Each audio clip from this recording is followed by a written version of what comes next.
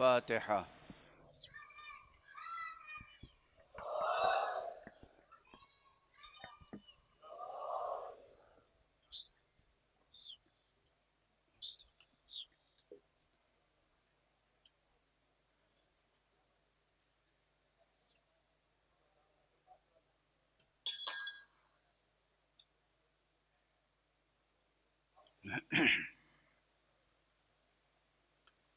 أعوذ بالله من الشيطان الرجيم.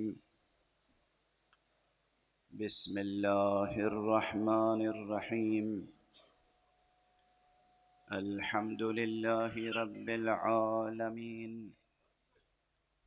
والصلاة والسلام على أشرف الخلائق أجمعين، سيدنا وسيد الأولين والآخرين، حبيبنا وحبيب إله العالمين، إمام المرسلين وخاتم النبيين، شفيع المذنبين ورحمة للعالمين، أبي القاسم المصطفى محمد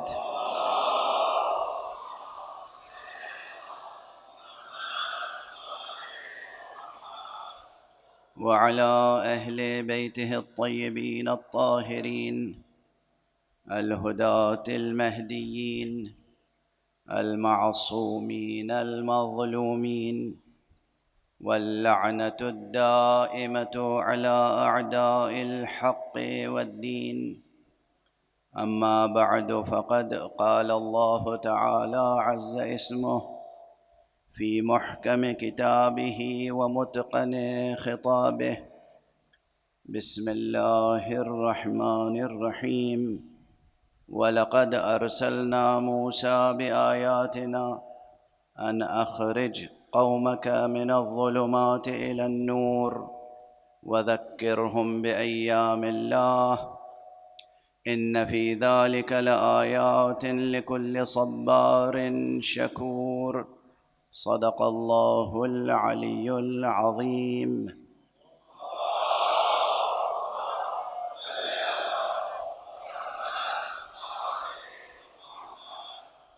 ایک اور بلند تر صلوات پڑھ لیں گے.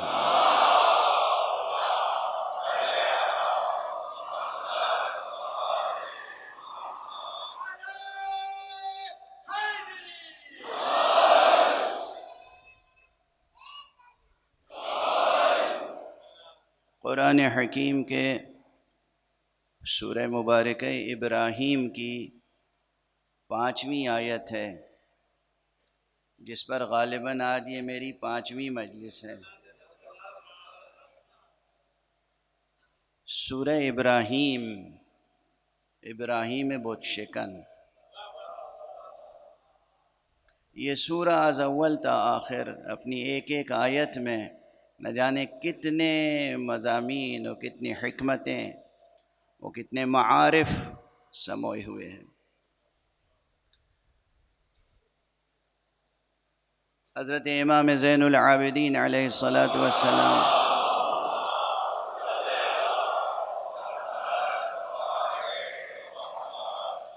کا یہ ارشاد گرامی کل کی مجلس میں بھی میں نے یاد دلایا تھا، اور اس سے پہلے بھی اکثر یاد دہانی کرتا رہا ہوں.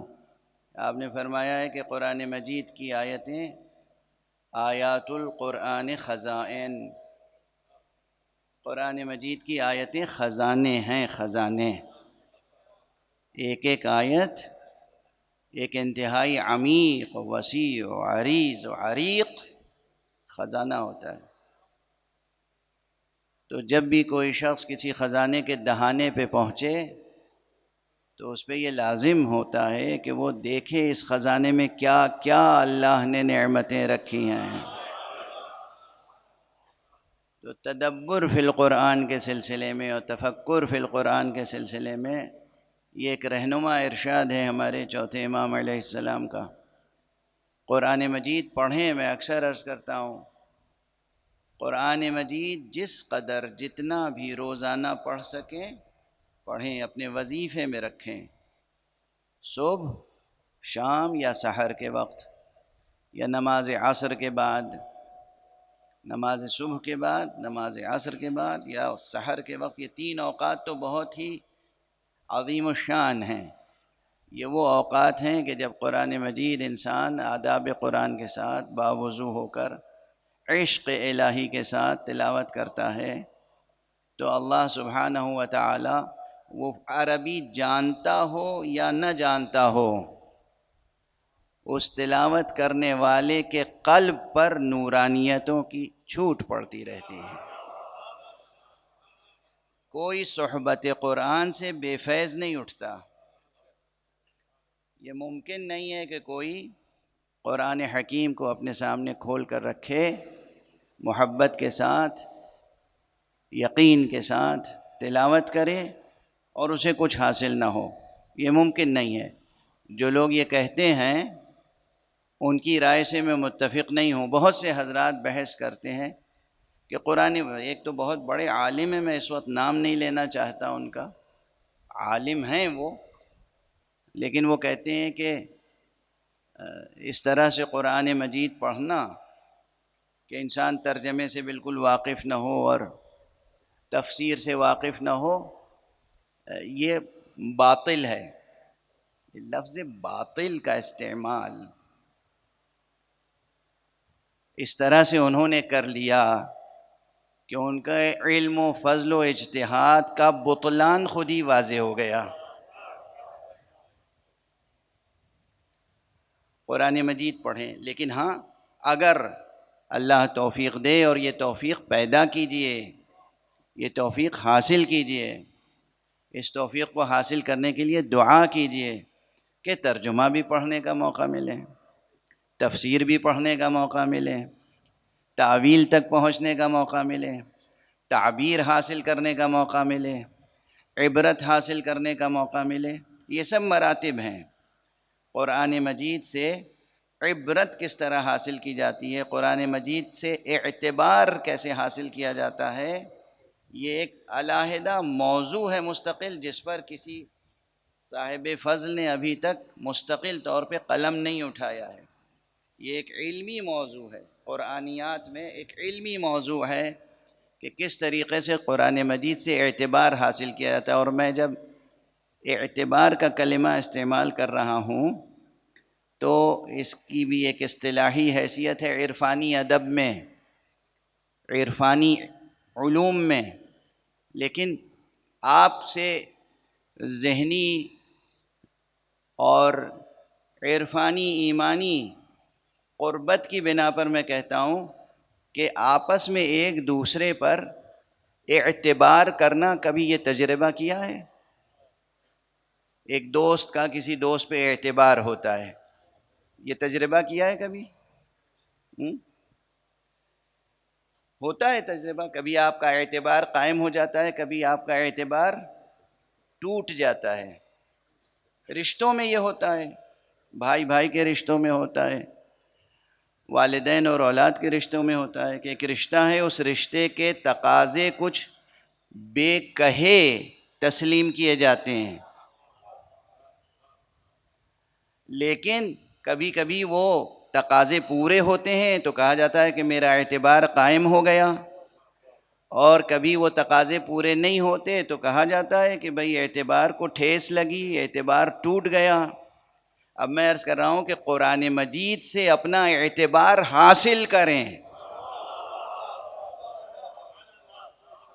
جوانان عزیز، بطور خاص جوانان عزیز، یہ نوخیز بچے، ان کی تربیت ماں باپ اس طرح کریں، بڑے بھائی چھوٹے بھائیوں کی تربیت اس طرح کریں، بزرگ مومنین اپنے نوجوان برخورداروں کی اس طرح تربیت کریں کہ یہ قرآن سے اعتبار حاصل کریں، اور پھر یہ میوچول رشتہ ہو، آپ کا قرآن پر اعتبار ہو، قرآن کا آپ پر اعتبار ہو جائے۔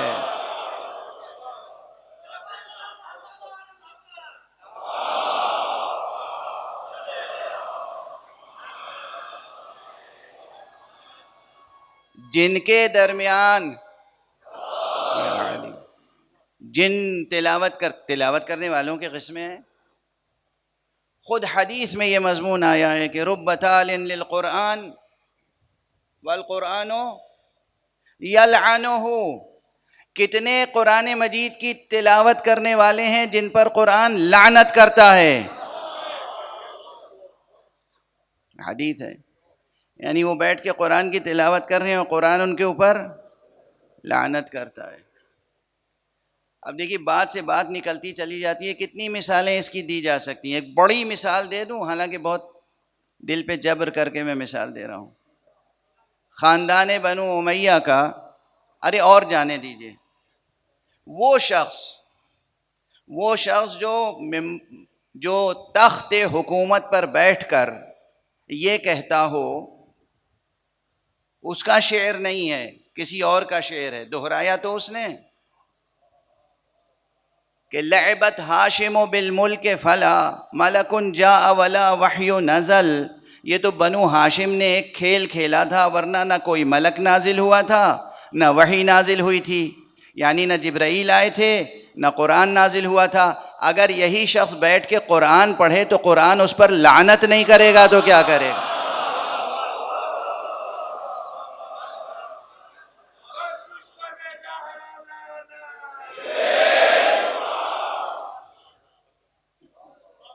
ساری امت مل کے اس کی مغفرت کے لیے دعا کرتی رہے، تمام اموی فقہا اس کے لیے رحمت اللہ تعالی علیہ کہتے رہیں، مگر جتنی بار یہ رحمت اللہ تعالی علیہ کہیں گے خود قرآن اتنی بار اس پر لعنت کرے گا. تو واضح ہوئی بات. اب اسی سلسلے کو جب آگے بڑھا تو ایک اور شخص ہے، کہتے ہیں کہ ایک جوان تھا بنو امیہ میں، بڑا صالح جوان سمجھا جاتا تھا، نام تھا اس کا ولید. اور وہ دن رات نماز روزہ اور تلاوت قرآن میں مشغول رہتا تھا. لیکن جس دن جیسے ہی اس کے باپ کی آنکھیں بند ہوئیں اور اسے اطلاع ملی کہ تخت حکومت اسے مل گیا ہے، اب وہ ہو گیا ہے حاکم، خلیفۃ المسلمین، اس نے قرآن مجید کو بند کیا اور یہ کہہ کے بند کیا، خدا حافظ، یہ میرا آخری رابطہ تھا آپ سے. عبارتیں اس کے اصل الفاظ تاریخی کتابوں میں موجود ہیں. اور اس کے بعد جو ظلم و ستم کا سلسلہ شروع ہوا، امت مصطفیٰ پر، امت قرآن پر، اہل بیت پر، عامت الناس پر، کوئی اس کو ظلم ستم سے نہیں بچا. ایک مرتبہ کسی موقع پر انہوں نے قرآن مجید سے تفاعل کے لیے قرآن اٹھایا اور اس میں وہ آیت نظر آئی جو سرکشوں کی سزا کے لیے تھی. انہوں نے قرآن مجید کو پارا پارا کر کے 2 شعر کہے اور کہا کہ روز محشر خدا کے سامنے گواہی دینا کہ میں نے تجھے پارا پارا کیا ہے. یہ ہے بنو امیہ کی نسل سے ہونے والے امراء مملکت اور خلفاء کی سیرت. میں اس سے زیادہ پڑھنا نہیں چاہتا ہوں اس موضوع پر. ایسے افراد جب قرآن پڑھ رہے ہوں گے تو قرآن ان کے ساتھ کیا سلوک کر رہا ہوگا؟ وہ قرآن پڑھ رہے ہوں گے، قرآن ان پر لعن کر رہا ہوگا. تو قرآن مجید سے وہ رشتہ قائم کیجئے کہ قرآن کا آپ کے اوپر اعتبار قائم ہو جائے، قرآن کا آپ کے اوپر اعتبار قائم ہو جائے اور آپ کا قرآن پر اعتبار قائم ہو جائے. بہت بڑی عرفانی سیر و سلوک کی بحث کو سمیٹ کر نچوڑ کر ایک جملے میں عرض کر رہا ہوں، جب انسان قرآن مجید سے اعتبار حاصل کر لیتا ہے اور اس کا اعتبار قرآن پر قائم ہو جاتا ہے، تب اس کی زبان میں یہ تاثیر پیدا ہوتی ہے کہ ایک مرتبہ بسم اللہ کہہ دے تو کن فیکون کا معجزہ ہو جاتا ہے.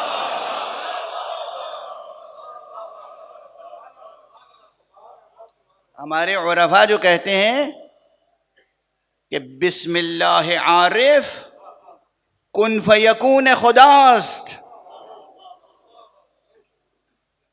ایک عارف جب بسم اللہ کہہ دے، کچھ نہیں، بسم اللہ کہہ دے. یہ کیسے ہو گیا؟ یہی بسم اللہ 100 بار پڑھیے، 1000 بار پڑھیے، 786 بار پڑھیے، کوئی اثر نہیں ہوتا.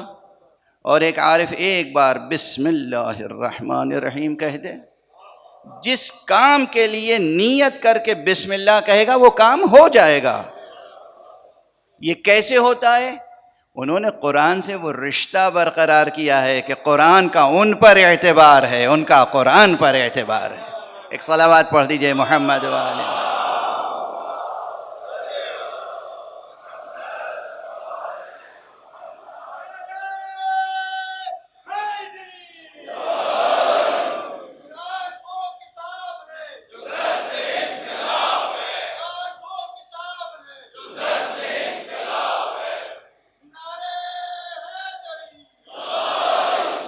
دنیا نے دیکھے ہوں یا نہ دیکھے ہوں ایسے افراد، میں نے اپنی آنکھوں سے دیکھے ہیں۔ میں نجف اشرف میں جب تھا تو اللہ نے یہ توفیق دی تھی کہ میں نے حضرت امام خمینی رضوان اللہ تعالی علیہ کی دستبوسی کی ہے انہی لبوں سے، اور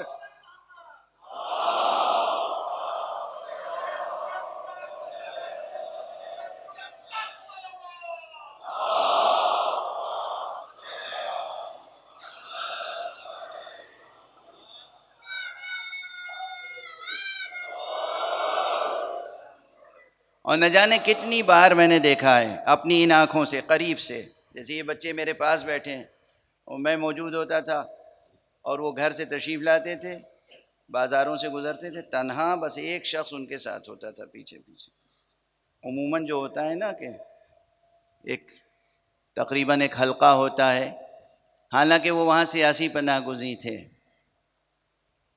اور دنیا کی بڑی حکومتیں سب ان کی دشمن تھیں، شاہ ایران ان کا دشمن تھا، لیکن جب کوئی ان کے ساتھ چلتا بھی تھا تو وہ بڑی محبت سے پہلے کہتے تھے اور پھر تنبیہ کے انداز سے ذرا سخت لہجے سے کہتے ہیں، بھائی جائیے آپ اپنا کام کیجئے، مطالعہ کیجئے، درس پڑھیے، بے فرمائید۔ اور اس کے بعد وہ تنہا حرم تشریف لے جاتے تھے، اور دستور ان کا یہ تھا جتنے دن وہ نجف اشرف میں رہے، تقریباً 14-15 سال، کہ آندھی آئے، طوفان آئے، بارش ہو، کچھ ہو، مگر وہ اپنے وقت پر حضرت بسم اللہ میں ضرور پہنچتے تھے۔ حرم مبارک امیر المومنین علی ابن ابی طالب علیہ السلام،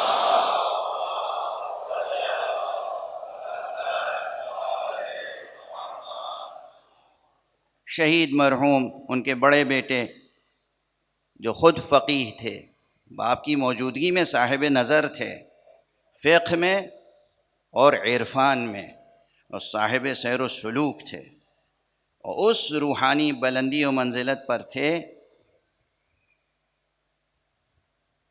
کہ گویا زیر گنبد امیر المومنین ان کی قبر ہے۔ جو منارہ ہے، داخل ہوتے ہیں جب آپ حرم امیر المومنین میں تو 2 سنہرے منارے ہیں بہت بلند ایوان طلع میں، تو اس میں جب داخل ہو رہے ہوں آپ، سامنے زری ہو تو داہنی طرف جو گنبد ہے، جو منارہ ہے، اس کے اندر ان کی قبر ہے۔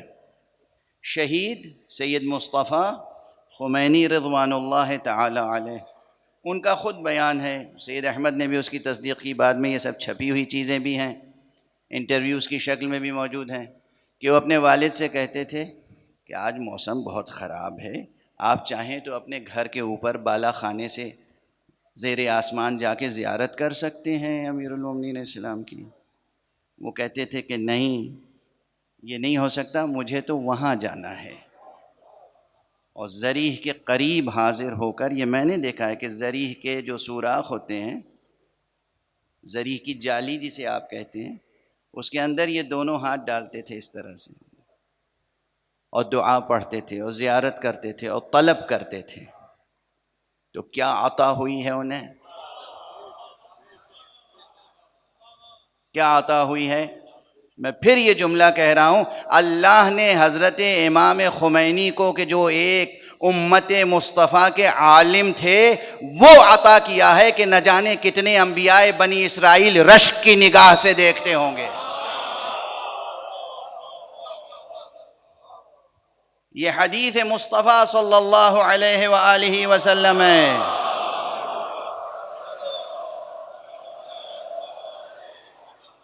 علماء امتی کا انبیاء بنی اسرائیل، میری امت کے علماء انبیاء بنی اسرائیل کے مانند ہیں. میری امت کے علماء انبیاء بنی اسرائیل کی مانند ہیں، ان کے مثل ہیں.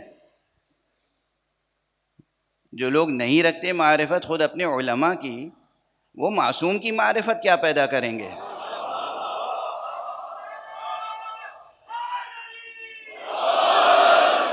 جو علماء کی معرفت نہیں رکھتے وہ شہداء کے راہ خدا کی معرفت کیا پیدا کریں گے؟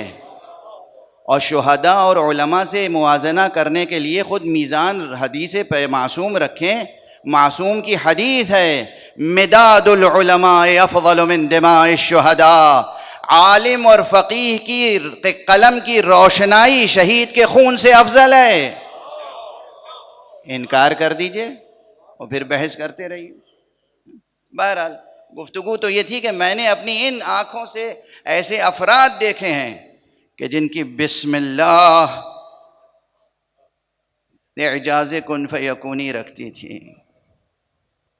چاہے وہ آیت اللہ العظمیٰ سید خمینی رضوان اللہ تعالی علیہ ہوں، یا ان کے بیٹے سید مصطفیٰ رضوان اللہ تعالی علیہ، یا اور اس قبیل کے بہت سے علماء ہیں جن کو اس فقیر نے اپنے بچپن میں دیکھا ہے، سنا ہے، اور ان کے سامنے زانو ادب تہ کیا ہے، ان کی دستبوسی کی ہے، قدم بوسی کی ہے، اور ان سے کسب فیض کرنے کی اپنی سی ایک کوشش کی ہے. اس لیے آپ حضرات کے سامنے پورے اعتماد سے عرض کرتا ہوں، قرآن سے رشتہ مضبوط کریں اور دیکھیں کہ کیسے مضبوط ہوتا ہے. یہ جو آیت میں گزارش کر رہا ہوں، وَلَقَدْ أَرْسَلْنَا مُوسَىٰ بِآيَاتِنَا، ہم نے یقیناً موسیٰ کو بھیجا اپنی نشانیوں کے ساتھ، اپنے معجزات کے ساتھ، اپنی آیتوں کے ساتھ. ان اخرج قومک من الظلمات الی النور، کہ موسیٰ اپنی قوم کو ظلمتوں سے نور کی طرف نکالو. کل کی مجلس بھی ظاہر اسی شہر میں ہوئی تھی، تو بہت سے حضرات متوجہ رہے ہوں گے کہ میں نے وہاں کیا گزارش کی ہے. تو اس لیے ایک تسلسل بیان ہے، اس مطلب کو دہرانا مقصود نہیں ہے، اس سے آگے گفتگو کو بڑھانا مقصود ہے. یہ ایک پروسیس ہے جوانان عزیز، بزرگان محترم، یہ ایک پروسیس ہے کہ کس طریقے سے ظلمتوں سے نکل کے نور کی طرف جانا ہے، اور وہ بھی اس نور کی طرف جہاں ظلمت کا ایک ذرا بھی اختلاط یا امتزاج نہ ہو. نور خالص، نور مطلق کی طرف نکل کر جانا، یہ ہے مقصود حیات. اصل مقصود حیات یہ ہے، مقصد زندگی یہ ہے. تکویناً بھی زندگی بنائی اس طرح ہے حق سبحانہ و تعالی نے، زندگی کہتے ہی اسے ہیں کہ اگر ظلمتیں چھٹتی جائیں اور نورانیت بڑھتی جائے تو وہ ہے زندگی، اور اگر نورانیت نہ بڑھے اور تاریکی بڑھتی چلے جائے تو وہ زندگی نہیں، وہی عین موت ہے، وہی ہلاکت ہے. لفظ موت اور ہلاکت میں بھی میں تو فرق کرتا ہوں. ہر مر جانا ہلاکت نہیں ہے. عشق خدا میں، عشق نبی میں، عشق اہل بیت میں مر جانا بھی ہلاکت نہیں، شہادت ہے. اور یہ بھی کوئی شاعرانہ مضمون نہیں ہے، یہ بھی کوئی زور خطابت میں میرا کوئی جذباتی بیان نہیں ہے. حدیث مصطفیٰ صلی اللہ علیہ وآلہ وسلم،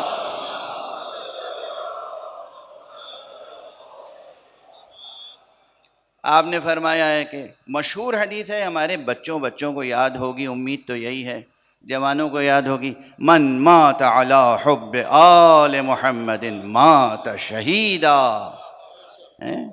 جو بھی حب آل محمد پر، جو بھی محمد و آل محمد کی محبت پر مر مٹے وہی جی اٹھتا ہے. یہ حدیث مصطفیٰ ہے، اور اس حدیث مصطفیٰ کو صرف شیعہ محدثین نے نہیں نقل کیا ہے، علماء اہل سنت نے بھی خوب نقل کیا ہے اور اچھی سندوں کے ساتھ نقل کیا ہے۔ تو موت اور ہلاکت میں بھی فرق ہے، لیکن حیات حقیقت میں وہ ہے، زندگی حقیقت میں وہ ہے کہ جہاں زندگی میں ہمیشہ تاریکیاں کم ہوتی چلی جائیں، نورانیت بڑھتی چلی جائے۔ اس کا ایک وسیلہ کیا ہے؟ ایک تو یہی ہے قرآن مجید روز پڑھیں، جتنا پڑھ سکیں، پھر جتنا سمجھ سکیں اتنا سمجھیں۔ فرض کیجئے کہ آپ نے ایک صفحہ پڑھا، ایک صفحے پہ 20 آیتیں ہیں، 20 کی 20 آیتیں ایک دن میں آپ سمجھنے کی وسعت وجودی نہیں رکھتے۔ یہ جملہ میں عرض کر رہا ہوں کسی وجہ سے۔ کبھی کبھی دیکھیے یہ جو ہمارا وجود ہے نا، یہ ہے وسعت پذیر۔ اللہ نے قرآن مجید میں آسمان کی ایک خصوصیت بتائی ہے اس کاسمولوجی کی، کہ ہم نے اپنے ہاتھوں سے اس آسمان کو بنایا ہے اور ہم مسلسل اسے وسعت دیتے جا رہے ہیں، وسعت دیتے جا رہے ہیں، وسعت دیتے جا رہے ہیں۔ خدا کی قسم، خود آپ کا نفس، آپ کے وجود کے اندر بھی ایک آسمان پوشیدہ ہے، اور وہ آسمان بھی ایسا ہے کہ جسے دست کن فیکونی حق سبحان مسلسل وسعت دینا چاہتا ہے اور دے رہا ہے، لیکن وہ چاہتا یہ ہے کہ آپ بھی تو چاہیں کہ یہ آسمان وسیع سے وسیع تر ہو۔ آپ کے وجود میں وہ وسعت، وہ پہنائی، وہ گیرائی، وہ گہرائی، وہ پہنائی، وہ بلندی، وہ گہرائی پیدا ہو کہ جس میں علوم کی سمائی ہوتی چلی جائے۔ اسے کہتے ہیں وسعت وجودی۔ اور اس میں ہوتا یہ ہے کہ کبھی ایک آیت سمجھی، اور یقین کیجئے کہ کبھی اس میں معنی اتنے سنگین ہوتے ہیں کہ اگر سمجھ میں آ جائیں تو انسان کبھی غش کر جاتا ہے۔ آیات قرآن، آیات قرآن، یہ ترجمہ پڑھ کے ناز کرنے والے کیا جانے کہ قرآن کے معانی کا وزن کیا ہوتا ہے۔ قرآن مجید کی آیتیں، ایک آیت کا مضمون سمجھ میں آ جائے تو انسان پر غشی سی طاری ہو جاتی ہے، لیکن وہ غشی نہیں ہوتی جسے بے ہوشی کہتے ہیں، وہ کیفیت نہیں ہوتی، ایک عجب کیفیت ہوتی ہے۔ یہ جسم کمزور ہو جاتا ہے، لاغر ہو جاتا ہے، تھوڑی دیر کے لیے محسوس ہوتا ہے کمزوری آ گئی ہے، لیکن روح قوی ہوتی چلی جاتی ہے، روح قوی ہوتی چلی جاتی ہے۔ روح کے بار کو اس وقت یہ جسم اٹھا نہیں پاتا ہے، تو مصلی پر جب تلاوت کرتا ہے انسان تو اس سے پھر اٹھا نہیں جاتا ان قدموں سے جب تک کہ فرشتے آ کے سہارا نہ دیں اس کو۔ یہ قرآن مجید کی تلاوت کے تجربے ہیں جو عرض کر رہا ہوں۔ قرآن مجید میں تفکر، تدبر، کبھی چہرے کا رنگ بدل جائے گا، آنکھوں کا رنگ بدل جائے گا، جسم کمزور ہو جائے گا جب کوئی آیت سمجھ میں آ جائے گی کہ کیا بات کہی ہے۔ اس کی دلیلیں خود قرآن مجید میں موجود ہیں۔ سورہ مبارکہ حشر پڑھ لیجئے، سورہ مبارکہ حشر میں قرآن مجید کے وزن کا تذکرہ ہے یا نہیں ہے؟ لو انزلنا هذا القرآن على جبل لرأيته خاشعا متصدعا، اگر اس قرآن کو ہم کسی پہاڑ پر نازل کرتے تو تم دیکھتے کہ وہ پہاڑ ریزہ ریزہ ہو جاتا۔ یہ ہے وزن قرآن۔ اگر قلب مومن پر قرآن مجید کی کسی ایک آیت کے معنی بھی آشکار ہو جائیں لطف حق سے تو یہ قلب لرز اٹھتا ہے، اور یہ جو قلب میں لرزش آتی ہے اور پورے جسم میں کمزوری آتی ہے، یہ بالکل ایسے ہی ہے کہ جیسے میٹر جل رہا ہو اور اس سے انرجی پیدا ہو رہی ہو۔ یہ میٹر انرجی کا ریلیشن معلوم ہے نا، بچوں کو معلوم ہے اب کہ میٹر جو ہے وہ کنورٹ ہو سکتا ہے انرجی میں، اور انرجی جو ہے کنورٹ ہو سکتی ہے میٹر میں، لیکن عموماً انسانی تجربے میں ایک رخ آیا ہے۔ یہ جو ایٹم بم ہوا اور یہ سب ہوا سب آپ جانتے ہیں نا، اب یہ تو 6، 7، 8ویں درجے کے بچے بھی جانتے ہیں کہ مادے کو فنا کر کے قوت پیدا کرنے کا تجربہ خوب انسان نے کیا ہے، قوت کو مادے میں بدلنے کا تجربہ ابھی جس حد تک ہوا ہے وہ زیر غور ہے یا زیر سوال. لیکن آپ اگر قرآن مجید کے ساتھ ربط و ارتباط و عبرت و اعتبار کا رشتہ قائم کرنا چاہیں تو وہاں سلسلہ یہ کہ یہ مادی وجود ہے آپ کا، اس مادی وجود کے اندر ایک آپ کا لطیف نورانی وجود ہے. آپ سب کے اندر آپ کا ایک اپنا لطیف نورانی وجود ہے. جس اللہ نے آپ کو یہ مادہ دیا ہے اسی اللہ نے اس مادے کے اندر ایک نورانی وجود بھی رکھا ہے. یہ ممکن نہیں ہے کہ کوئی سرپرست آپ کو ایک اینٹ پتھر کا گھر بنا کے دے دے اور اندھیرا گھر بنا کے دے. وہ گھر جب دے گا رہنے کے لیے، پروان چڑھنے کے لیے، تربیت کے لیے، تو اس میں روشنی کا انتظام بھی کرے گا.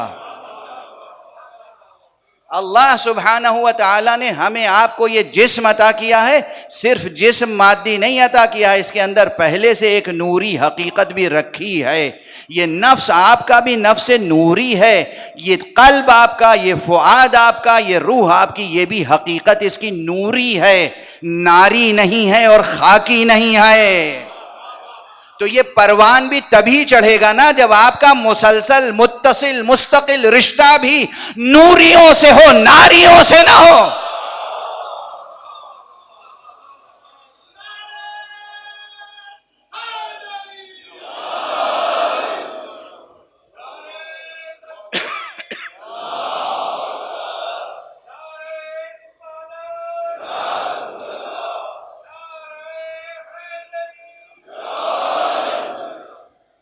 ایک اور صلوات پڑھ دیں محمد.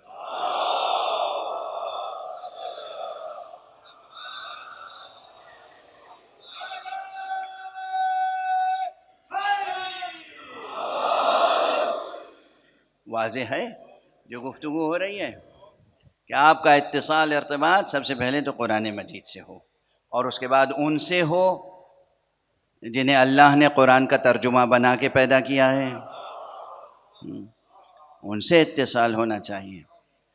تو قرآن سے بہرحال ہر اعتبار سے آپ ربط و رشتہ جب قائم کریں گے تو آیتیں خود آپ سے بولیں گی، اور پھر روزانہ تھوڑا سا تفکر، تدبر، تعمق، اور قرآن کے ساتھ سفر وجودی، ذہن کا سفر قرآن کے ساتھ، قلب کا سفر قرآن کے ساتھ، روح کا سفر قرآن کے ساتھ. جب قرآن کے ساتھ ذہن و قلب و روح کا سفر ہو جائے گا، یہ تجربہ جب پیدا ہوگا تو ذہن کبھی پستی کی طرف جائے گا ہی نہیں، ہمیشہ بلندی کی طرف جائے گا، ہمیشہ بلندی کی طرف جائے گا. جب ذہن بلند ہوگا، نفس بلند ہوگا، قلب بلند ہوگا تو اقدار بھی بلند پیدا ہوں گے، اخلاق بھی بلند پیدا ہوں گے، اور کبھی انسان سے کوئی انسانی بلند اور رفیع مرتبے سے گری ہوئی کوئی حرکت صادر ہو ہی نہیں سکتی.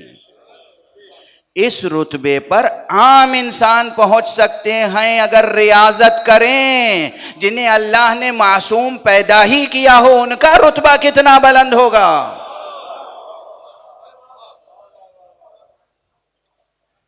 جو لوگ انبیاء اور ائمہ علیہم الصلاۃ والسلام کی عصمت کے قائل نہیں ہیں نا، میں تو بس یہ سمجھتا ہوں کہ انہوں نے اپنی زندگی میں کبھی کسی شریف انسان کی زندگی کا معیار دیکھا ہی نہیں ہے.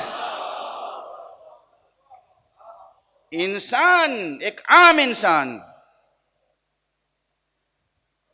بہت طالب علمانہ اور مکتبی سطح پہ گفتگو ہو جائے گی تو ہو جائے، کوئی حرج تو نہیں ہے.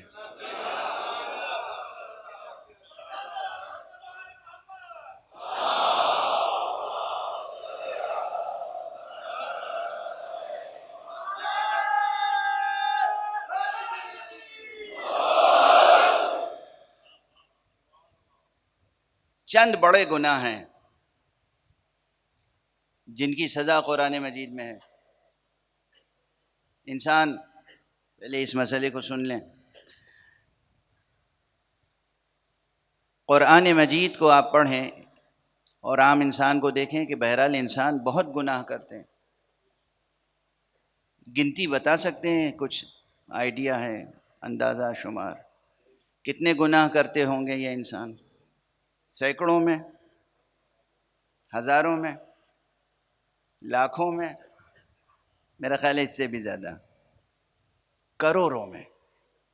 انسان طرح طرح کی غلطیاں کرتا ہے، طرح طرح کی لغزشیں، خطائیں، سہو، نسیان، عمدن خطائیں اور انواع و اقسام۔ اللہ کتنا رؤوف و رحیم ہے۔ پورے قرآن مجید میں کتنی غلطیاں یا گناہ ایسے ہیں اسپیسیفکلی جن کی اللہ نے کیٹیگوریکلی ایک سزا بتائی ہے۔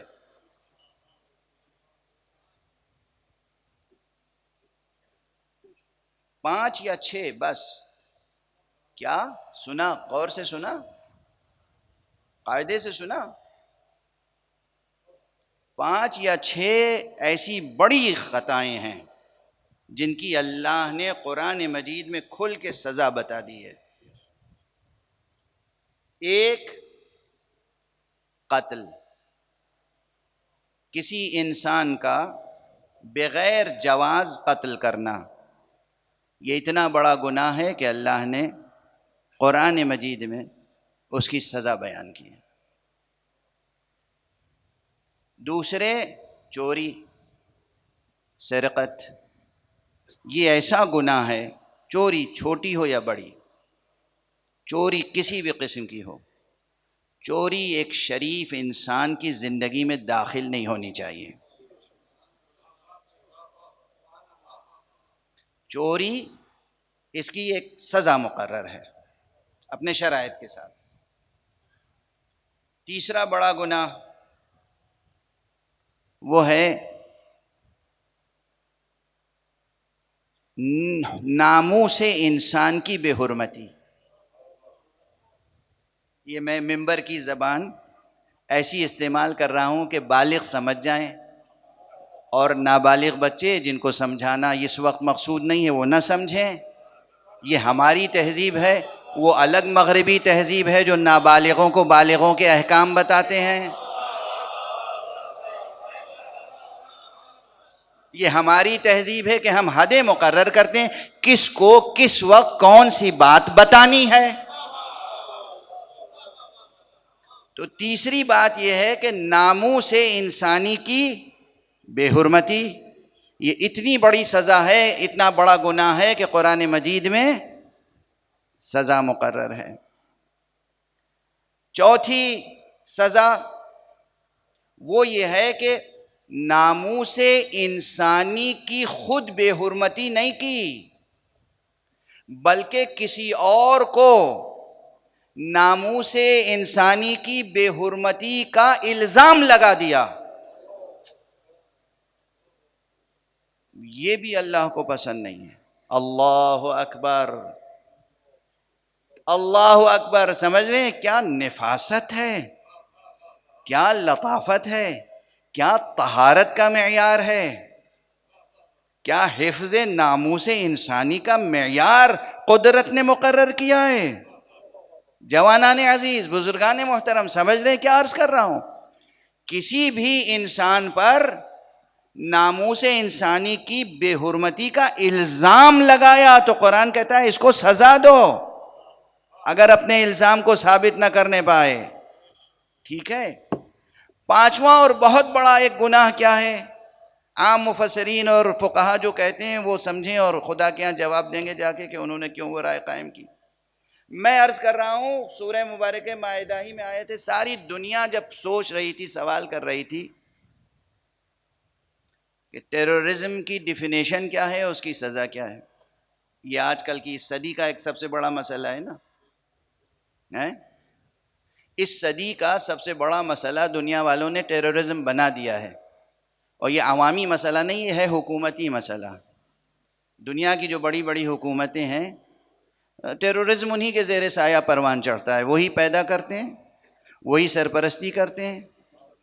تو اب وہ ایک واقعہ رونما ہوا، 9/11 کا واقعہ بہت مشہور ہے، سب نے اس کی مذمت کی، لیکن یونائٹڈ نیشنز میں 3 دن کی کانفرنس ہوئی، سارے اخبارات میں اور سارے میڈیا کے جتنے شعبے ہیں سب نے رپورٹ کیا اسی زمانے میں کہ ٹیررزم کی ڈیفینیشن مقرر کی جائے اور ٹیررزم کی سزا مقرر کی جائے۔ یونائٹڈ نیشنز کے معنی سمجھتے ہیں آپ؟ یعنی ساری دنیا کی بڑی ذہانتوں کا مجمع، ہر ملک سے، ہر قوم سے، ہر ملت سے، ہر نیشن سے، ہر قومیت سے بڑے بڑے ذہین پڑھے لکھے ذمہ دار نمائندے وہاں منتخب ہوتے ہیں۔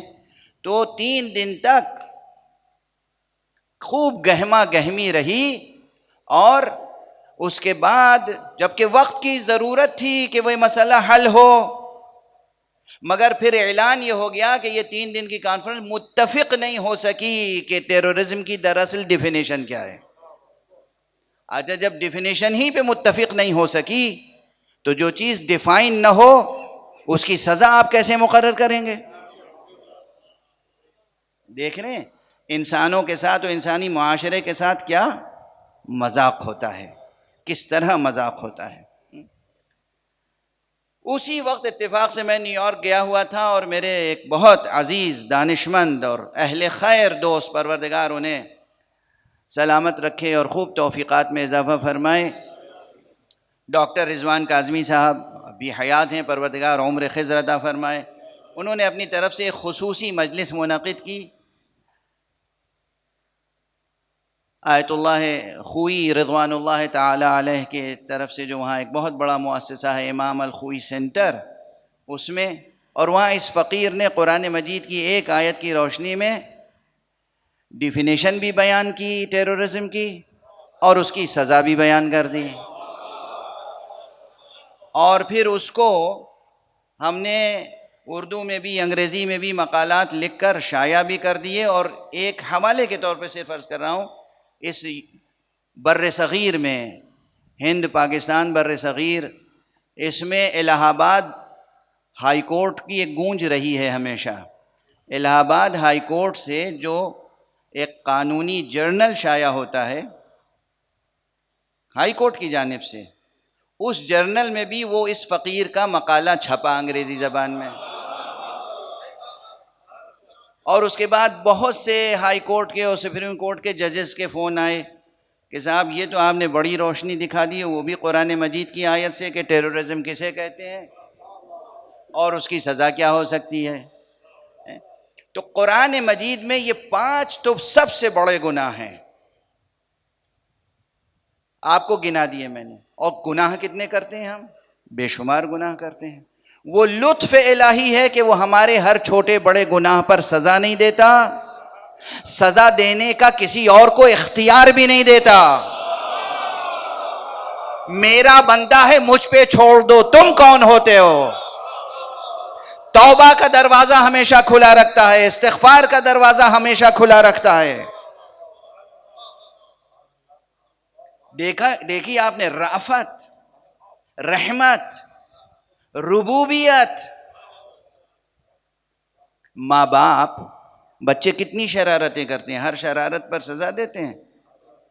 کتنی شرارتیں ایسی ہیں کہ جس میں ماں باپ مسکراتے ہیں۔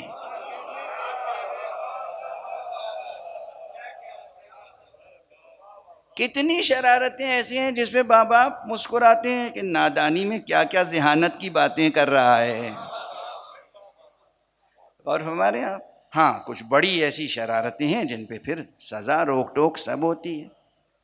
تو پروردگار عالم کا نفوس انسانی کو تربیت کرنے کا ایک اپنا انداز ہے۔ اس نے آپ کو یہ جسم عطا کیا، اور اس جسم کے اندر صرف تاریک مادی جسم نہیں دیا، اس کے اندر ایک روشنی بھی رکھی۔ وہ جو روح ہے وہ آپ کی روشنی ہے، آپ کے اندر جو نفس ہے وہ بھی روشن نفس عطا کیا ہے آپ کو اللہ نے، اور اس کے بعد کہا ہے کہ یہ ہر انسان کو ملا ہے یہ۔ اب یہ میں نے آپ کو گنا دیے بڑے بڑے گناہ، اور اس کے بعد ایک سوال کرتا ہوں، جو میں نے کہا تھا کہ ذرا گفتگو، یعنی میں کوشش کر رہا ہوں کہ مقام منبر سے جو بیان کا معیار ہے وہ قائم رہے۔ کوئی بھی انسان جا رہا ہو، آپ اسے دیکھ کے کہہ سکتے ہیں کہ یقیناً اپنی زندگی میں اس نے ضرور قتل کیے ہوں گے؟ کہہ سکتے ہیں؟ حق ہے آپ کو؟ حق ہے؟ نہیں۔ یعنی یہ مفروض ہے کہ ایک انسان قتل کیوں کرے گا؟ نہیں کرے گا۔ کوئی بھی انسان آئے تو سب سے پہلے وہ بری و ذمہ سمجھا جاتا ہے جب تک کہ الزام اس پر ثابت نہ ہو جائے، ہے نا؟ تو اصل اولی کیا ثابت ہوئی؟ انسان کی عصمت یا گنہگاری؟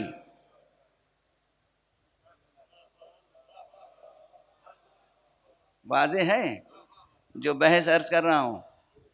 کوئی بھی انسان ہو، آپ جج بن کے بیٹھ جائیں، کوئی بھی انسان لے آیا جائے، کالا ہو، گورا ہو، چھوٹا ہو، بڑا ہو، کہا جائے یہ قاتل ہے، جج کیا کہے گا؟ کہہ دے گا بس سن کے قاتل ہے۔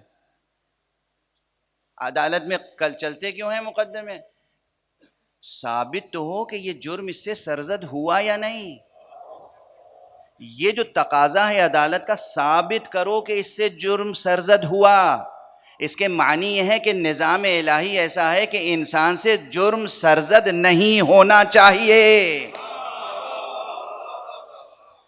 مفروض یہ ہے، متوقع بات یہ ہے، توقع اس کی ہے کہ اس سے جرم سرزد نہیں ہوا ہوگا۔ ایک عام انسان کی بات کر رہا ہوں، ٹھیک ہے؟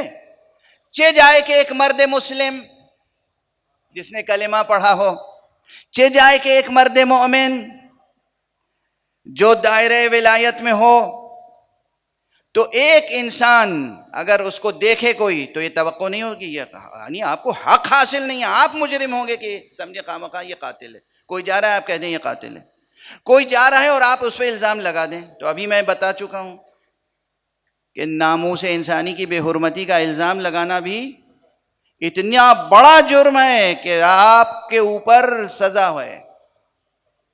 اگر آپ نے 4 گواہ پیش نہیں کیے، 2 نہیں 4 گواہ اگر پیش نہیں کیے تو سزا آپ کو ملے گی جن صاحب نے الزام لگایا ہے۔ اس کے معنی ہے کہ جتنے انسان ہیں ان سے توقع پروردگار کی کیا ہے کہ ان سے یہ گناہ سرزد نہیں ہوا ہے۔ ایک غیرت مند انسان، امیر المؤمنین علی ابن ابی طالب علیہ السلام کا ارشاد ہے کہ ایک غیرت مند انسان کبھی کسی ناموس کی بے حرمتی نہیں کر سکتا۔ حضرت علی کا ارشاد ہے، ایمان شرط نہیں رکھا، اسلام شرط نہیں رکھا، ولایت شرط نہیں ہے، مولا علی کا جملہ ہے غیرت۔ غیرت، ایک غیرت مند انسان کسی دوسرے انسان کی ناموس کی بے حرمتی نہیں کر سکتا، امیر المؤمنین فرما رہے ہیں۔ اس کے کیا معنی ہے کہ عام انسان اس سے یہ گناہ سرزد ہو جائے، یہ بعید ہے۔ ہو جائے تو پھر تحقیق کی جائے گی کن حالات میں ہوا تھا، کیا ہو گیا تھا، بھائی مجنون تھا، دیوانہ تھا، کسی نے جبر کیا تھا، کیا کیا تھا۔ ایک مسئلہ ہے کہ یہ چیز جو نہیں ہو سکتی تھی ہوئی کیسے۔ اس کی ایک اور مثال دوں، سمجھاؤں آپ کو۔ پانی ہر ایک پیتا ہے اور پانی پینے سے کوئی نہیں مرتا، توقع نہیں ہے کہ پانی زہر بن جائے گا۔ اگر کہیں پانی ایک گھونٹ پی کے کوئی مر جائے تو ساری دنیا تحقیق کرے گی یہ ہوا کیا تھا، اس پانی سے زہر کا فائدہ کیسے اٹھائے گا، اس پانی میں زہر کی تاثیر کیسے پیدا ہوئی، یہ تحقیق طلب مسئلہ ہوگا۔ اسی طرح ایک انسان سے یہ گناہ سرزد کیسے ہوا، یہ تحقیق طلب مسئلہ ہے۔ اس لیے کہ انسان کو انسان بنایا کس نے ہے؟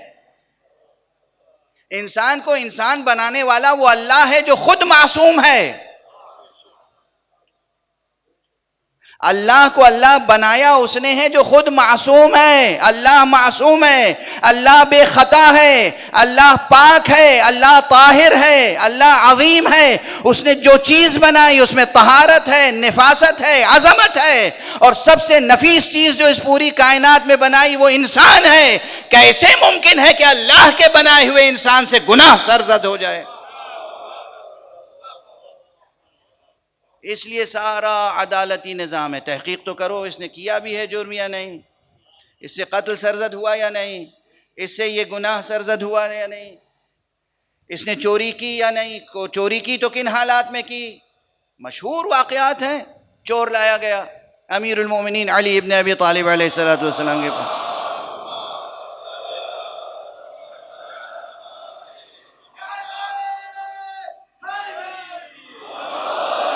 فوراً آپ نے اس کا ہاتھ قلم نہیں کیا، تحقیق تو کرو، حالات کیا تھے، اس کی روزی روٹی آمدنی ہے نہیں ہے، بیوی بچے ہیں یا نہیں ہیں، ایسا تو نہیں گھر پہ بھوکے بچے بلک رہے تھے جن کی وجہ سے مجبوراً اس نے چوری کی ہو؟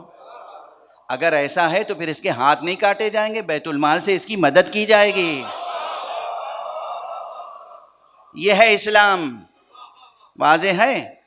تو اب بات کو مختصر کروں کہ جن لوگوں کو انبیاء اور ائمہ کی عصمت سمجھ میں نہیں آتی، ان کو یہ بحث سمجھنی چاہیے کہ عام انسان کو اللہ نے معصوم پیدا کیا ہے، اور چاہے اس کے اوپر آیت نازل ہو یا نہ ہو، قرآن نازل ہو یا نہ ہو، توریت نازل ہو یا نہ ہو، صحیفہ کوئی آسمان سے نازل ہو یا نہ ہو، اس کو حفاظت کرنے والے فرشتے موجود ہوں یا نہ ہو، اپنی خلقت کے اعتبار سے اگر ایک انسان غیر منحرف زندگی بسر کرتا رہے تو وہ دنیا میں جس طرح معصوم آیا ہے اسی طرح معصوم جائے گا، اس کا دامن گناہوں سے آلودہ نہیں ہو سکتا۔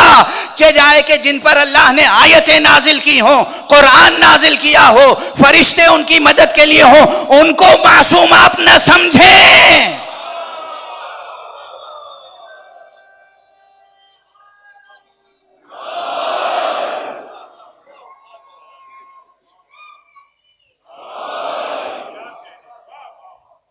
واضح ہوئی کس بلندی پہ گفتگو ہے، اور واضح ہوئی ان کی جو کہتے ہیں اسلام میں سب سے خطرناک نظریہ یہ ہے کہ 12 اماموں کی معصوم ہونے کا نظریہ، اس سے بڑا خطرناک کا لفظ ہے، سب سے خطرناک نظریہ اسلام میں جو انٹروڈیوس کیا گیا وہ عصمت کا نظریہ ہے۔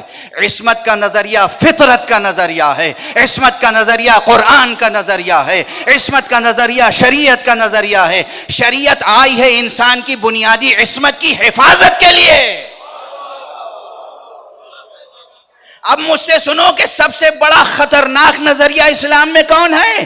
سب سے بڑا خطرناک نظریہ اسلام میں یہ ہے کہ قاتل اور مقتول سب برابر ہیں، ظالم مظلوم سب برابر ہیں، گناہگار بے گناہ سب برابر ہیں، جاہل اور عالم سب برابر ہیں، فاسق اور فاجر سب برابر ہیں۔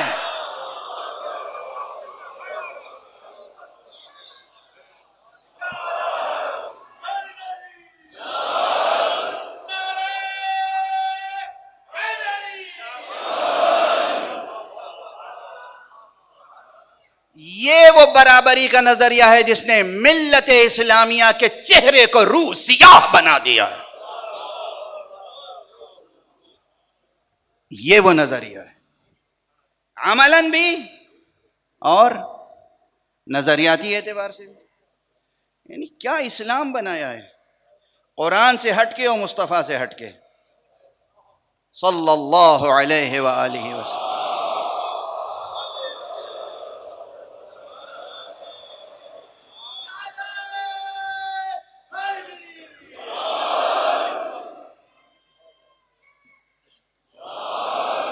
ہمارے یہاں کچھ لوگ اب ادھر ادھر بعض ملکوں سے پلانٹ کیے جا رہے ہیں جو بظاہر ہم میں سے ہیں، اور وہ یہ آواز اٹھا رہے ہیں یہ عصمت کا نظریہ کہاں سے آ گیا۔ آئیے میں سمجھاتا ہوں عصمت کا نظریہ کہاں سے آ گیا۔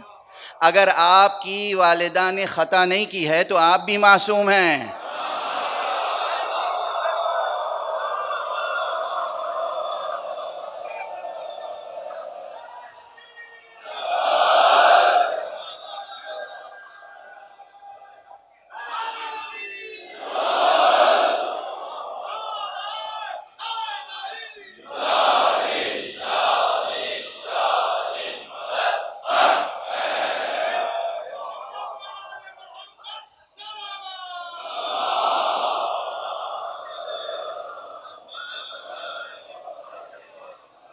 بس فرق عصمتوں میں ہے۔ ایک عصمت وہ ہے کہ جو عام انسان کی عصمت اللہ کی خدا داد عصمت ہے کہ اگر وہ انسانی قدروں پہ زندگی بسر کرتا چلا جائے اور انحراف نہ کرے تو اس سے کوئی بڑا گناہ سرزد نہیں ہو سکتا۔ یعنی آپ کہتے ہیں کہ ہر انسان زندگی میں کوئی نہ کوئی قتل ضرور کیا ہوگا، کوئی نہ کوئی اس نے حرمت پامال ضرور کی ہوگی، ہر انسان نے کوئی نہ کوئی خطا ضرور کی ہوگی۔ یہ کوئی قانون ہوا؟ یہ کوئی تصور ہے انسانیت کا؟ اور کیا یہ حقیقت سے قریب ہے بات؟ ہر انسان نے کوئی خطا ضرور کی ہوگی۔ یہ کوئی انسانی عظمت کا شعور ہے، ادراک ہے؟ یہی آپ کی دانش مندی کا معیار ہے؟ ہم عام انسان سے اگر وہ انسانی قدروں کے مطابق، فطرت سلیمہ کے مطابق زندگی بسر کرے تو توقع کرتے ہیں کہ وہ بے خطا ہوگا، معصوم نہیں ہوگا علم کلام کی اصطلاح میں، لیکن محفوظ عن الخطا ہوگا، محفوظ عن الخطا ہوگا۔ کتنے ذہین ہیں جن کے لیے آپ کہتے ہیں کہ بھئی یہ ماشاءاللہ دیکھیں ان سے کچھ ہو سکتا ہے لیکن اس مسئلے میں ان سے کبھی بھول نہیں ہو سکتی۔ تجربے ہیں، تجربے ہیں۔ کوئی بہت بڑا میتھمیٹیشین ہو، آپ کہہ سکتے ہیں کہ بھئی زندگی بھر اس نے کبھی کسی کیلکولیشن میں کوئی غلطی نہیں کی ہو، اس سے توقع نہیں ہے، ممکن نہیں ہے۔ عام انسانوں کے لیے یہ باتیں ہیں۔ یہ فرض کر لینا کہ انسان جو ہے وہ مجبول ہے خطا اور نسیان پر، مجبول یعنی اس کی جبلت میں ہے، مجبول ہے، مفطور ہے، اس کی فطرت ایسی ہے، وہ خلق ہوا ہے خطا و نسیان کے ساتھ، وہ مرکب ہے، الانسان مرکب من الخطا والنسیان، انسان تو خطا و نسیان کا پتلا ہے۔ یہ باطل نظریہ ہے، حرف باطل، بے معنی۔ ایک عاجز کا، ایک انسان عاجز کا اعتراف عجز ہے اور اس کے علاوہ کچھ نہیں۔ ایک انسان عاجز کا اعتراف قصور ہے، اس کے علاوہ کچھ نہیں۔ ایک انسان کا اعتراف تقصیر ہے، اس کے علاوہ کچھ نہیں۔ اصلاً انسان معصوم پیدا ہوتا ہے، اور اگر وہ منحرف نہ ہو، اچھا ماحول ملے، پاکیزہ ماحول ملے، اچھے ماں باپ ملیں، بچوں کو اگر ابو طالب جیسا باپ ملے تو معصوم ہوگا، اور ابو سفیان جیسا ملے تو کچھ بھی ہو سکتا ہے۔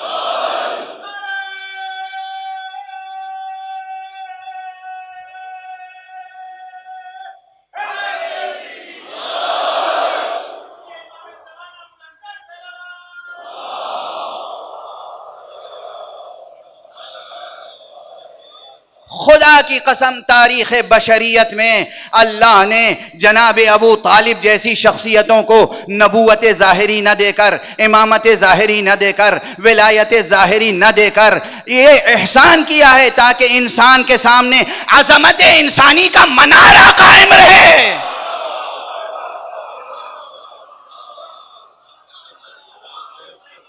انسان کسے کہتے ہیں؟ انسان کسے کہتے ہیں؟ محمد کو دیکھ کر تو ہم یہ پہچانتے ہیں نبی کسے کہتے ہیں، رسول کو دیکھ کر تو ہم یہ سمجھتے ہیں رسول کسے کہتے ہیں، علی کو دیکھ کر یہ ہم سمجھتے ہیں امام کسے کہتے ہیں، نبی کو، ولی کو، علی کو دیکھ کر سمجھتے ہیں ولی کسے کہتے ہیں، ابو طالب کو دیکھ کر ہم سمجھتے ہیں انسان کی عظمت کا معیار کیا ہوتا ہے۔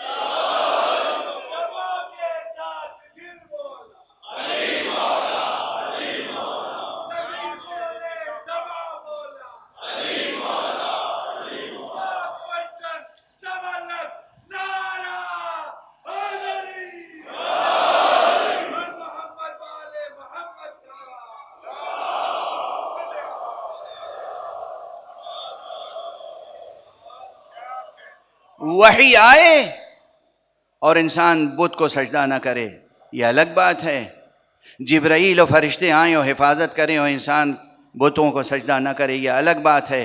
نہ وحی نازل ہو، نہ فرشتے نازل ہوں، چاروں طرف بت رکھے ہوں، پھر بھی کوئی بت کو سجدہ نہ کرے. یہ کس عظمت انسانی کا معیار ہے؟ یہ کس عظمت انسانی کا معیار ہے؟ بہرحال عام عظمت انسانی پہ گفتگو ہو رہی. تو انسان بنایا ہے اللہ نے، جسم دیا ہے آپ کو، نورانی روح آپ کے اندر رکھی ہے، اور اس کے بعد پھر کہا یہ جسم ہے ظلمانی اور روح ہے نورانی، اور کہا ہے کہ اب تمہیں ظلمتوں سے نکل کے نور کی طرف جانا ہے. دیکھیے اسی آیت سے کتنے مباحث چلے آ رہے ہیں. اب چونکہ وقت تمہیدی مباحث میں گزر گیا، لیکن جب تک یہ تمہید اس طرح پیش نہیں کی جائے میں نہیں سمجھتا کہ ان بچوں کے لیے مسائل حل ہوں گے، منکشف ہوں گے. یہ ایک پروسیس ہے. آپ لوگوں نے نئی صحافت میں ایک لفظ بہت سنا ہوگا، یورینیم کی افزودگی. انریچمنٹ آف یورینیم ہے نا. یہ ایک سائنس ہے، یہ ایک پروسیس ہے، اس کا ایک پورا سیٹ اپ ہے. تو آپ کے اندر جو روح ہے نا، نفس یہ آپ کے اندر کا یورینیم ہے. مثال ہے، مثال، اب بعد میں مکتبی اعتراض نہ کیجئے گا. یہ آپ کے اندر، یہ زمین جو ہے اس کے اندر جو کچھ ہے نا سب آپ کے اندر بھی ہے. تو آپ کے اندر بھی ایک یورینیم ہے. اچھا یورینیم کی افزودگی سے کیا کیا ہوتا ہے؟ انسانوں کو صرف تباہ کیا جاتا ہے؟ نہیں، یہ ایک اور نامعقول اور ناقابل قبول اور مکروہ اور حرام عمل ہے. لیکن یورینیم کی افزودگی کے ساتھ کتنے انسانی مسائل حل ہوتے ہیں، طبی مسائل حل ہوتے ہیں، انسانی ضرورت کی چیزیں واضح ہے نا. ملکوں کی روشنیاں ہیں. اب یہ اور بات ہے کہ کچھ ایسے ہیں دنیا میں جو چاہتے ہیں صرف ہمارا گھر روشن رہے، دوسرے گھر تاریک رہیں، تو وہ دوسروں کو کام کرنے نہیں دیتے ہیں، وہ ایک الگ بات ہے. لیکن سمجھ میں آ رہی ہے بات کہ یورینیم کی افزودگی سے کیا کیا ہوتا ہے؟ گھر روشن ہوتا ہے، بیماریاں دور ہوتی ہیں، امراض کا علاج ہوتا ہے، اور طاقت بڑھتی ہے. اور جناب والا یورینیم کی افزودگی سے دشمن بھی اگر واقعاً ہلاکت کا مستحق ہے تو ہلاک بھی کیا جا سکتا ہے. ٹھیک ہے نا. اور خدا کی قسم ہمارے ہاں تو نہ جانے کتنے صرف ایک نعرہ حیدری سے ہلاک ہو جاتے ہیں.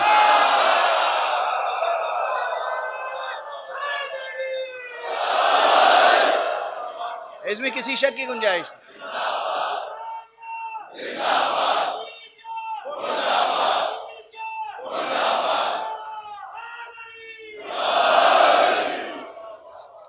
یہ آپ کے وجود کے اندر آپ کا نفس جو ہے، اسے مثال کے طور پہ سمجھیں، یہ ہے اس کی افزودگی. جیسے جیسے اس کی افزودگی ہوگی، انریچمنٹ ہوگا، ویسے ویسے ظلمتیں کم ہوتی چلی جائیں گی اور نورانیت بڑھتی چلی جائے گی. ایک سفر ہے جو اخراج من الظلمات الی النور، یہ ظلمتوں سے نور کی طرف نکلتے جا رہے ہیں. اب بس اس سے زیادہ شاید اب میری طاقت آواز ساتھ نہ دے. قبل اس کے کہ آواز بالکل ساتھ نہ دے تو بس ایک اجمالی بحث، ایک اجمالی جملہ کہہ دوں، اسی میں تمام فضائل بھی ہیں اور اسی میں تمام درس بھی ہے. جب نفس اتنا قوی ہو جائے تو یہ نفس ایسا ہوتا ہے جو صاحب نفس ہو. اسی لیے علماء جو ریاضت کرتے ہیں، جو صحبت قرآن میں اور زیر سایہ تربیت معصوم اپنے نفس کی تربیت کرتے ہیں، وہ ایک بسم اللہ سے کار کن فیکون انجام دیتے ہیں. کوئی بیمار آ گیا، ہاتھ رکھا سر پہ، دعا پڑھی، شفا یاب ہو گیا. کسی کے پاس اولاد نہیں ہے، اس کے لیے دعا کر دی، اللہ نے اولاد دے دی. کسی کے پاس روزی نہیں ہے، دعا کر دی، اس کا روزگار لگ گیا. کسی کے پاس گھر نہیں ہے، دعا کر دی، گھر مل گیا. یہ آپ روزانہ دیکھتے ہیں اپنی نگاہوں سے. یہ علماء معصوم نہیں ہیں اس اصطلاح میں، پہلی اصطلاح میں معصوم ہیں. اس اصطلاح میں معصوم نہیں ہے کہ ان پہ کوئی فرشتہ نہیں آیا، کوئی کتاب نہیں آئی، نہیں، ہرگز نہیں. قرآن ان پہ نازل نہیں ہوا. ان پر قرآن نازل نہیں ہوا، انہوں نے خود سے قرآن کو اپنے نفس پہ نازل کیا. وہ صحبت قرآن میں رہے، انہوں نے قرآن مجید کی ایک ایک آیتوں کو حرز جاں بنایا، ورد جاں بنایا، پھر حرز جاں بنایا، اور پھر قوت جاں بنایا، نور قلب بنایا، نور ذہن بنایا. لبوں سے سفر طے کر کے وہ بات وجود تک پہنچ گئی. جب وہ ہوتا ہے تو پھر دعا دے دی، ہو گیا. اور اگر کوئی دشمن آ گیا، خدا نہ خواستہ کبھی کوئی عارف کسی کے لیے بد دعا کرے، جب عام عرفاء اور متقی مؤمنین کی یہ کیفیت ہے تو میں کیسے سمجھاؤں کہ امام المتقین، امیر المؤمنین، قائد الغر المحجلین، یعصوب الدین، نفس رسول کی کیا کیفیت ہوگی جب ہمارے آپ کے تربیت یافتہ نفس میں یہ جوہر پیدا ہو جاتا ہے. نفس رسول کی کیا کیفیت ہوگی، علی کی کیا کیفیت ہوگی، خود مصطفیٰ صلی اللہ علیہ وآلہ وسلم.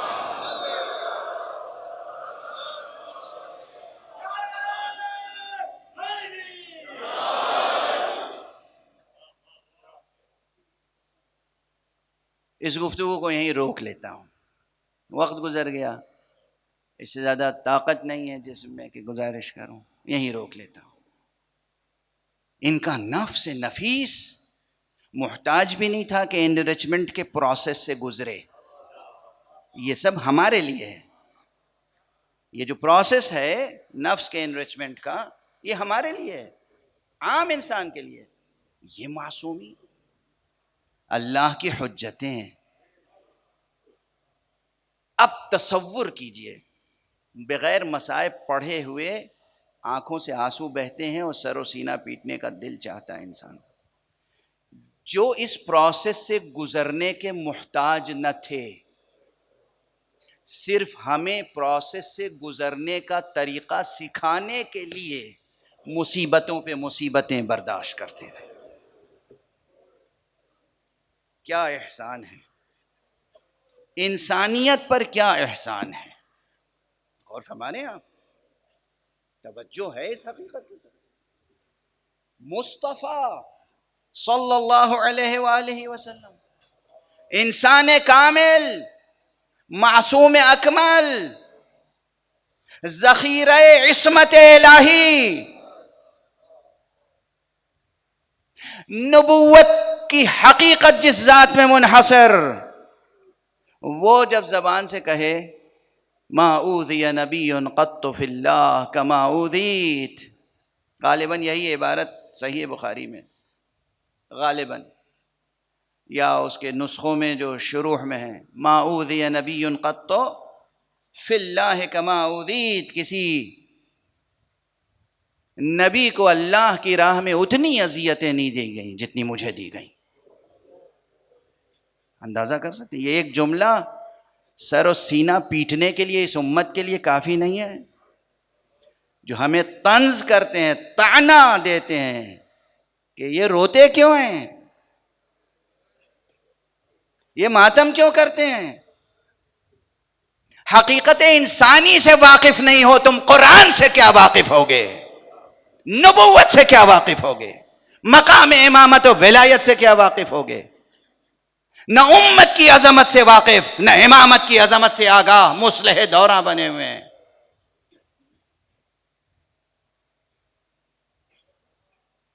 کس طینت کے بنے ہوئے ہیں یہ لوگ.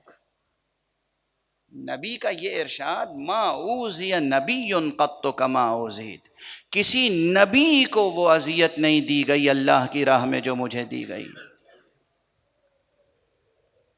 اور کیسی کیسی اذیتیں دی گئی. بس آج 13 محرم ہے، آج آپ کے سر و سینہ پیٹ کے رونے کے لیے بس ایک روایت کافی ہے. ہمیں روکتے ہو رونے کے لیے، ہم جب سر پہ خاک ڈالتے ہیں تو ہمیں روکتے ہو، منع کرتے ہو. ارے جناب بی بی ام سلمہ نے خواب میں کس طرح رسول کو دیکھا تھا.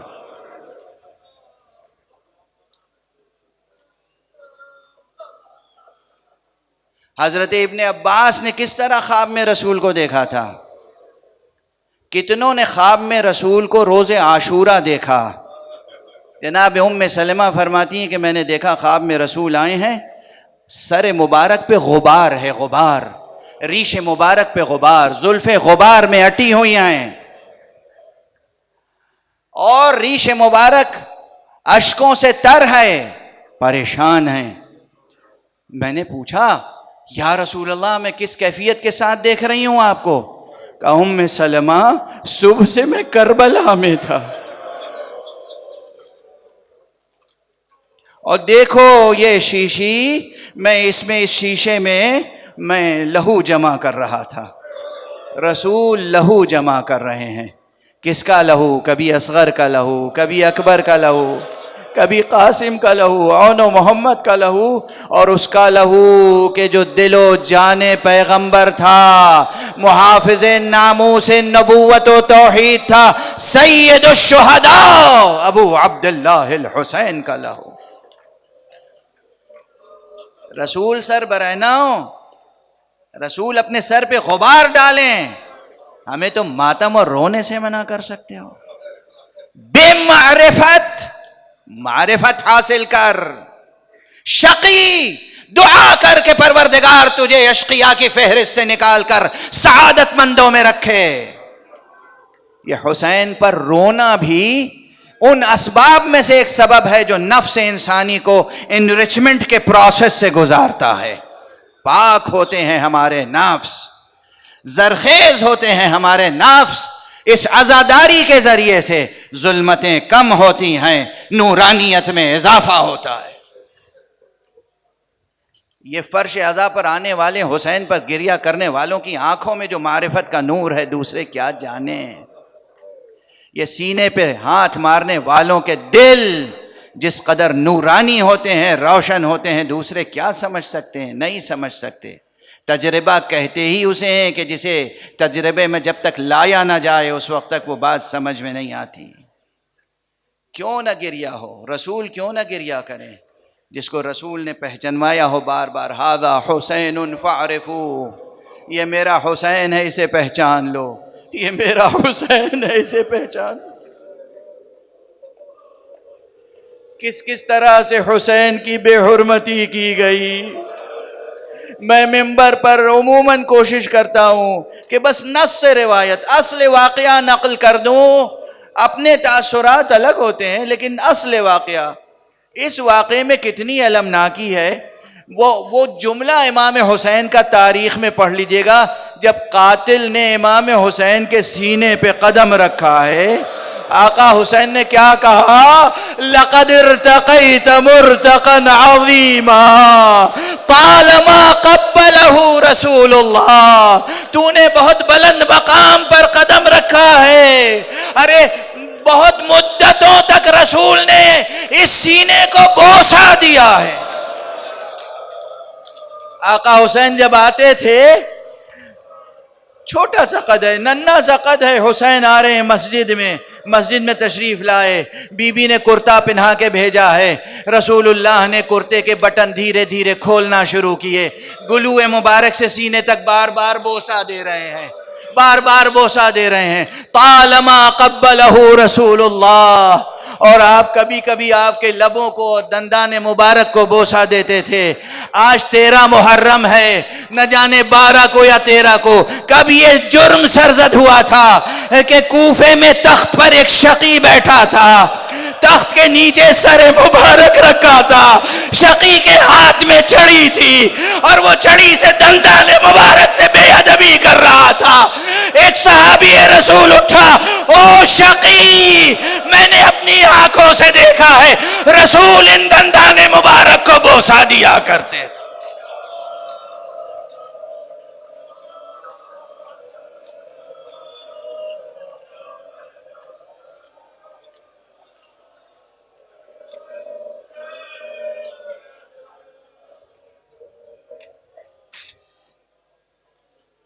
انا للہ و انا الیہ راجعون، رضا بقضائہ و تسلیما لامرہ، انا للہ و انا الیہ راجعون، رضا بقضائه وتسليما لأمره. إنا لله وإنا إليه راجعون رضا بقضائه وتسليما لأمره. پروردگار ہمیں علوم قرآن اور معارف اہل بیت سے آشنا فرما. پروردگار ہمارے سینوں میں ہمیشہ چراغ توحید روشن رہے. پروردگار ہمارے ہاتھوں میں ہمیشہ دامان ختم نبوت رہے. معبود پروردگار ہمارے قدم ہمیشہ صراط مستقیم ولایت پہ گامزن رہیں. معبود پروردگار ہمارے سروں پر مرجعیات رشیدہ کا سایہ قائم رہے. فقہائے عادل فقہائے عدول کا سایہ برقرار رہے. ہمارے معاشرے میں علماء صالحین کی کثرت فرما. پروردگار جو علماء اس مجلس میں تشریف فرما ہیں ان کی توفیقات میں اضافہ فرما. ان کو اپنی حفظ و امان میں رکھ. مومنین کو ان سے زیادہ قسم فیض کرنے کی توفیق عطا فرما. پروردگار ان کی تائید فرما، نصرت فرما، حفظ و امان میں رکھ. پروردگار معبود ہمارے سروں پر مرجع و رہبر ملت اسلامیہ کا سایہ برقرار رہے. پروردگار اپنے ولی آخر کو اذن ظہور عطا فرما اور ان کے ہاتھوں سے اپنی رحمت و رافت و عدالت کا پرچم لہرا دے. التماس ہے کہ ایک مرتبہ سورہ حمد اور 3 مرتبہ سورہ اخلاص پڑھ کر مرحوم و مغفور شاعر اہل بیت سید علی انصر رضوی صاحب کی روح کو اور تمام شعرائے اہل بیت جو مرحوم ہو چکے ہیں، تمام شہدائے راہ خدا، تمام شہدائے راہ عزا اور تمام مرحومین مؤمنین و مومنات کی روحوں کو شاد فرمائیں.